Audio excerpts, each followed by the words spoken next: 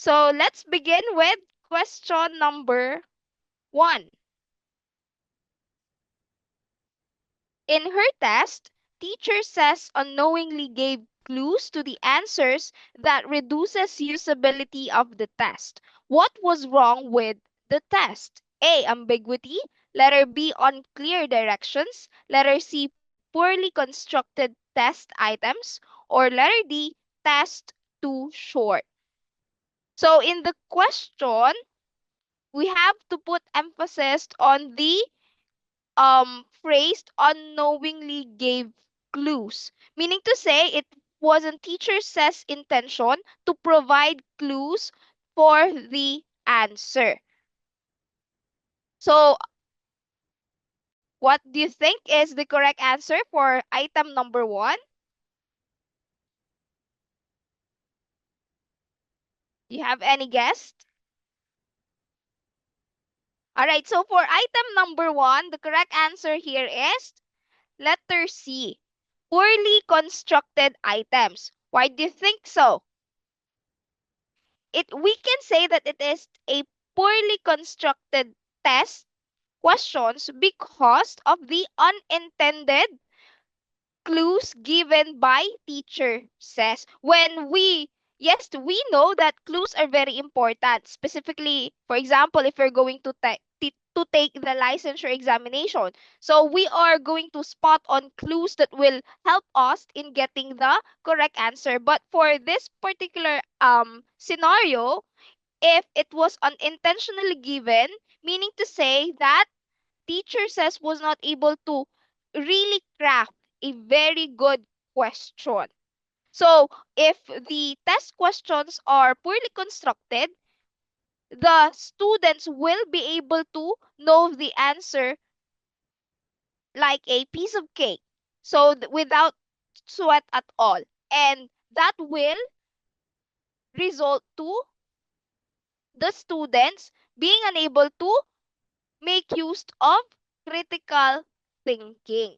That's why for this question, the correct answer here is letter C. For ambiguity, ambiguity happens when there can be a lot of interpretations for a particular question. So it can lead to confusion. And for letter B, unclear directions. So we teachers, we have to remember that in prior to the creation of the test question, we also have to include the direction. Like, for example, if the students are going to encircle or whether they're going to write the correct answer on the space provided, we have to ensure that directions are clear and concise. And for letter D, test too short. So, the length of the questions can depend on the type of concept that is being asked or portrayed in a particular item. So it can be lengthy or it can be short. That depends on the learning outcome or the topic being covered. So I hope that's clear. Let's proceed with number 2. What can be said of student performance in a positively skewed score distribution? A. Few students performed excellently. Letter B. Most students performed well. Letter C. Almost all students had average performance. Or letter D. Most students performed poorly.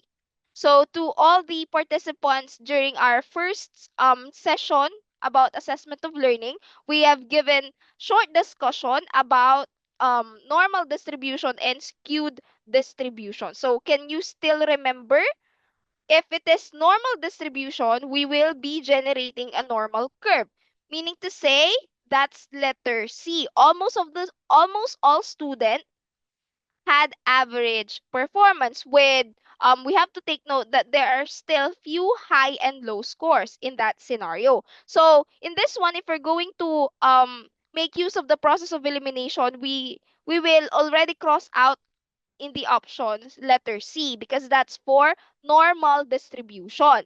While for letter B, if most students perform well, meaning to say the scores are are situated mostly in the l- in the right side of the graph, so it will generate a longer tail on the left. So that's negatively skewed distribution. So take note, that's the other way around. If it's negatively skewed distribution, good performance or excellent performance coming from the student. But if it is positively skewed distribution, that's letter D. Most of the students perform poorly. But if you're going to analyze letter A and letter D, so they complement each other, right? If most of the students perform poorly, still there are few students who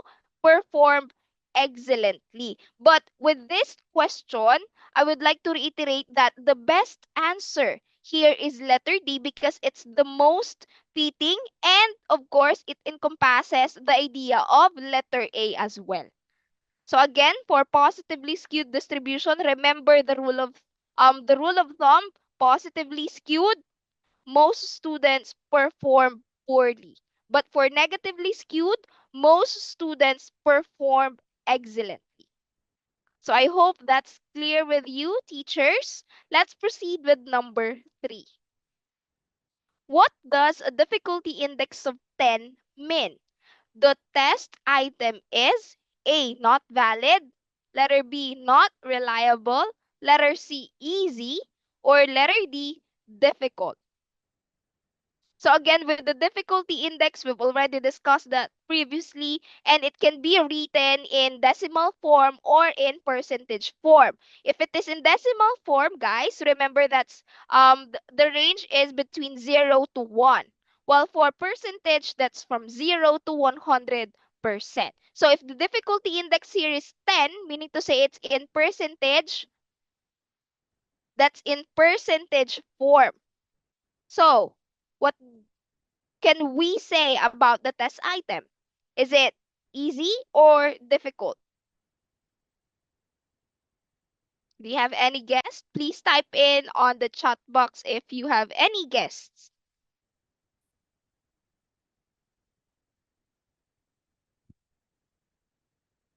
All right, so for number 3, guys, the correct answer here is difficulty index of 10 or 0.1. That's a difficult item. So remember, if the difficulty index is ranging between 0 to 0.14. So meaning to say that few to no students got the correct answer. And if it is with the difficulty index of 10 or 0.1, we can say that most of the students did not get the answer correctly. So it's a difficult or a very difficult test item. So, on the other hand, if it is an easy item, it will generate greater value for the difficulty index. So, if it is closer to 1, if it is in decimal form, well, we can say that the test item is easy because most of the students got it correctly. Or if it is closer to 100%, difficulty index, still the item is an easy one. Next, let's proceed with number 4. What is a tool for assessing linguistically intelligent learners? A, building a model. Letter B, music listening. Letter C, book report. Or letter D, oral field observation. So this type of question will fall under the Howard Gardner's multiple intelligence theory. So according to Gardner, we have different types of intelligent learners. So it can be under in the invisible M. So we have a lot of that from interpersonal, intrapersonal, so on and so forth. So let's use the process of elimination to arrive at the best answer here. So for letter A, if that's building a model, so it's making use of the spaces or the spaced, so that will fall under visual spatial. So that it can create it's very good in manipulating spaces. So that's for letter A. For letter B, if that's music listening, it can fall under the musically inclined learners or the musical intelligent learners.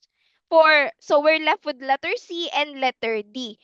So for a linguistically intelligent learners, you have to remember that these are learners who are very good in using the language. It may be in written or in oral manner or in verbal manner. But for this one, letter C and letter D, so book report, it can fall under the written form. For oral field observation, that's in the verbal side.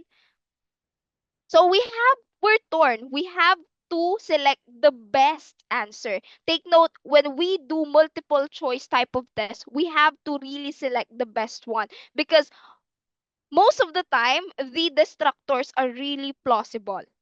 Okay? So for this one, the best answer is letter D, oral field observation. Although book report can be used to assess linguistically intelligent learners because when we do book reports, guys, we are actually providing book summary and book analysis of what we have um read. For a book report, I can say that it can be used as an assessment tool, but in terms of um being reliable, I will go with oral field observation. Why? Because an oral field observation will allow you to observe the learners in using language in oral communication in the natural or real world setting. And in the 21st century context, we are actually advocating for the use of authentic assessment. And again, I would like to repeat, authentic assessments will allow you to measure the ability of the students in applying knowledge and skills in real world context. So again, these two are very good assessment tools for linguistically intelligent learners, but the best one here is the oral field observation because it is more authentic and more reliable. So I hope that's clear with you. Next, and I would like to add, um, by the way, before we proceed, for the book report, it is somewhat less reliable to be used right now because of the proliferation and advent of the use of the AI, right? So still, the best answer here is oral field observation. Next, last item. The student scores were 80, 83, 84, 86, 87, 88, and 89.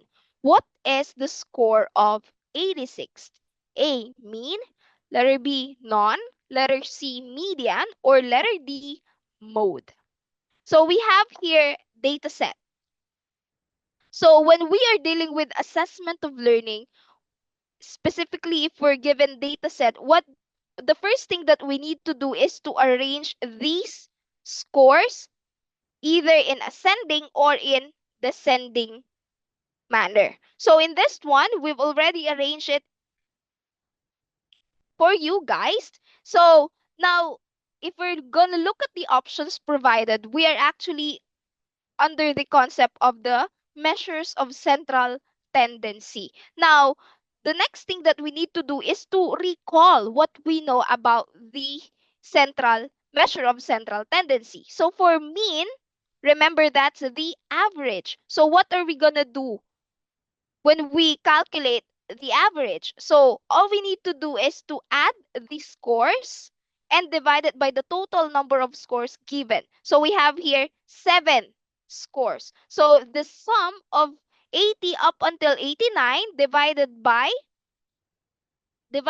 7 will generate the average of 85. So that's the mean. Is that equal with the given score here of 86? No. So definitely letter A is not the correct answer. Meanwhile, for the mode, remember mode is the most frequently appearing score in the given data set. So if you're going to look at the scores provided, we don't have any